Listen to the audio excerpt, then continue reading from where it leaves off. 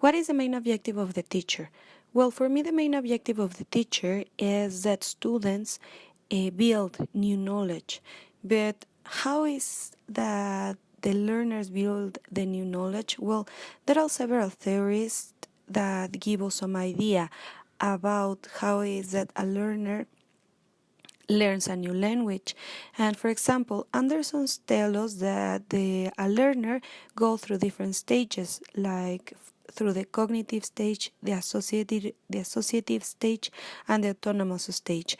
It is important to mention that Anderson's is with the cognitive theory. And well, the cognitive emerged as a response to the behaviorism. And well, it is worth to say that with the cognitivism, the role of the teacher changed. It changed the paradigm, as we as teachers are no longer like givers of knowledge.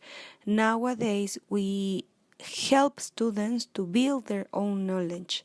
But, well, how to achieve this? How to help our students to achieve to build the new knowledge? Well, for me, the answer is in the teaching strategies. Why? Because it will give us, or it will give our students the autonomous to acquire the new knowledge. And nowadays, with all the technology that we know, that with the internet, with the access to all this information, we as teachers, we do not need to give more information to the student. We need to show them, to teach them how to find this new information, how to appropriate of this new information. So that is why the learning strategies nowadays is a lot more important than giving the learners new knowledge.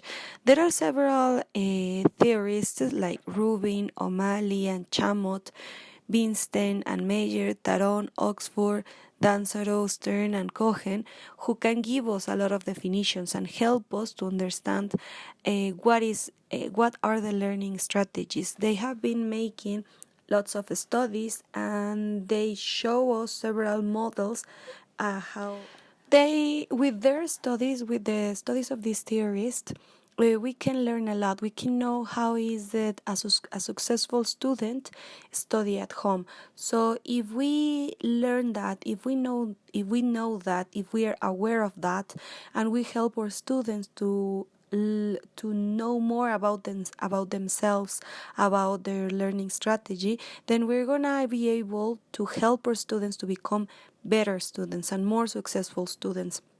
So we can read a lot about how many strategies there are. Like, for example, I don't know, that they should find their own way, that they are organized, that they are creative, that they make their new opportunities, that they learn to live with uncertainty, that they use mnemonics, they make errors work, use their linguistic knowledge, they let context help them, they learn to make intelligent guesses, they learn some utterances as wholes, they learn formalized routines, learn production techniques, use different styles of speech, but we should help them to learn how to use or how to perform these new strategies. So as a conclusion, I would say that if a student is able to use good learning strategies, for sure he's going to be a successful learner.